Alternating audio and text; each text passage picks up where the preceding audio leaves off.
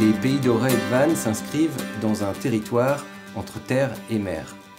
Une frange littorale de près de 600 km qui s'étend de l'Arié d'Etel à la côte de Pénétin, en passant par le golfe du Morbihan et la baie de Quiberon, dont 5 îles qui sont des atouts essentiels. L'attractivité de ce territoire en fait aussi un territoire soumis à des pressions, à la fois résidentielles mais touristiques, et notamment cette pression s'exerce sur les activités primaires, notamment l'activité primaire maritime.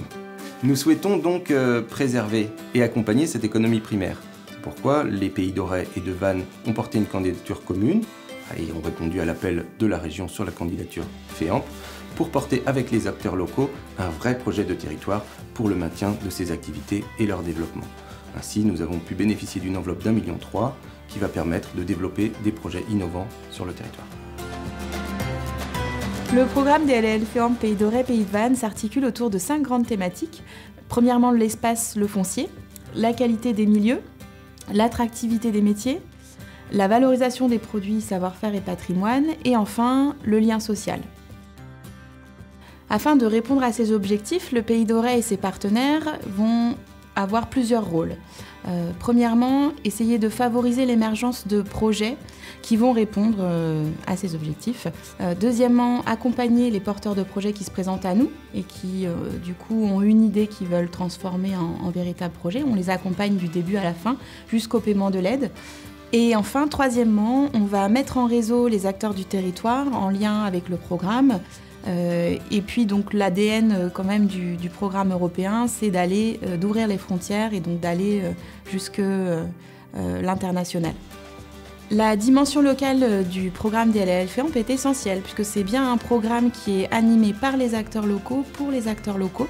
La commission mer et littoral composée d'acteurs du territoire, à la fois publics et privés, va sélectionner des projets qui apportent une plus-value au territoire, qui sont transversaux et partenariaux. Alors, depuis 2015, à la Criée de Quiberon, on développe la commercialisation d'une nouvelle gamme de produits, à savoir le poisson vivant et le poisson abattu de manière ikejime. Donc on a fait avec les infrastructures que nous avions, mais face à l'engouement du consommateur sur cette gamme de produits ultra qualitative, il a fallu qu'on étende notre infrastructure et le GALPA Pays d'Auray Pays de Vannes nous accompagne dans ce beau projet. La méthode ikejime nous vient du Japon. C'est une technique séculaire japonaise pour le mode d'abattage du poisson qui permet de diminuer la souffrance animale et d'améliorer ses qualités gustatives pour la consommation.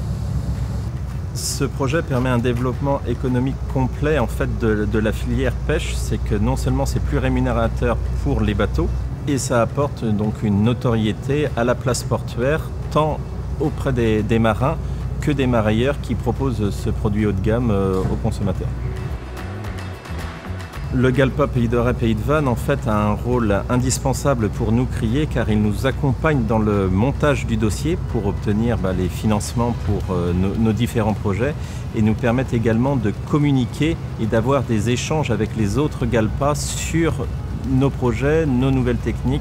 Et cet échange culturel d'un pays à l'autre permet d'enrichir encore plus les projets des différents GALPA. Et l'intérêt aussi de ça, c'est que les interlocuteurs des différents projets sont divers et variés et ça donne une émulation sur toutes les idées qui peuvent germer de la commission mer et littoral.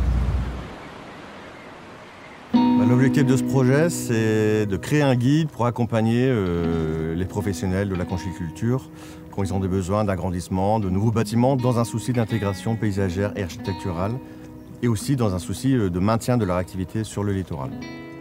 Ce projet, c'est vraiment d'accompagner les ostréiculteurs, leur permettre de rester sur le territoire, et de créer ce guide avec eux, que ce soit pas le parc naturel régional qui le fasse tout seul, de le faire avec les partenaires de l'État, le CAUE, etc. Et surtout avec les professionnels. L'objectif, c'est ce guide répondre réellement à leurs besoins sur le terrain, mais en y intégrant aussi des éléments nouveaux, type l'élévation au niveau de la mer, l'intégration d'énergie renouvelable, par exemple. Pour mener à bien ce projet, on a vraiment besoin d'avoir les professionnels et le comité régional de la conchyliculture de Bretagne Sud avec nous, puisque ce projet doit répondre à leurs attentes et non pas aux attentes du parc naturel régional.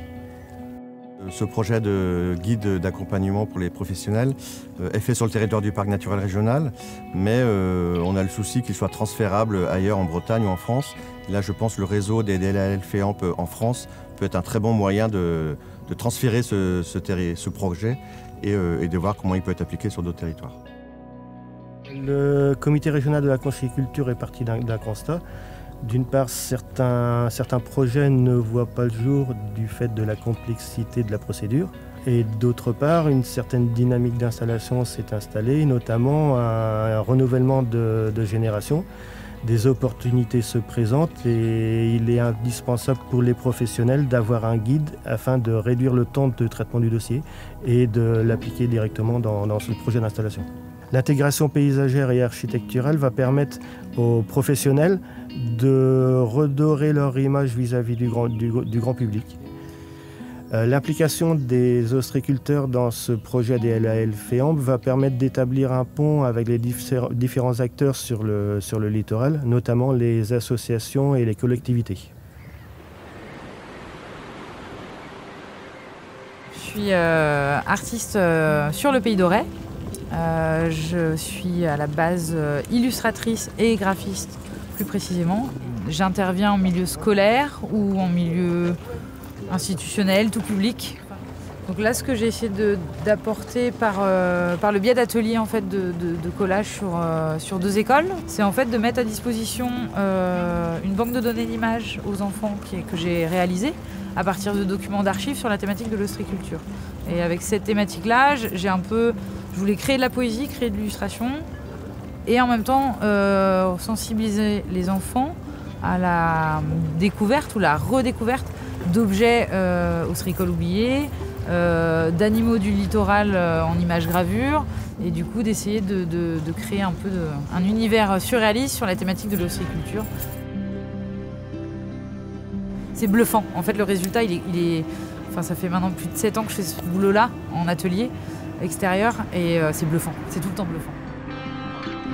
Le grand site là, de Gavras-Quiberon collabore depuis de nombreuses années avec les scolaires. Et donc on met en place une école du grand site.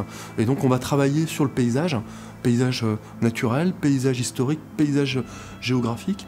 Et donc là, dans ce cadre-là de la géographie, on peut aller voir les activités humaines depuis un siècle jusque maintenant.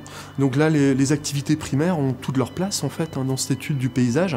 Et donc l'ostréiculture en baie de Ploërnel-Quiberon et la pêche pour la presqu'île de Quiberon avec la criée font partie intégrante de cette étude en fait, du territoire par les élèves et les enseignants.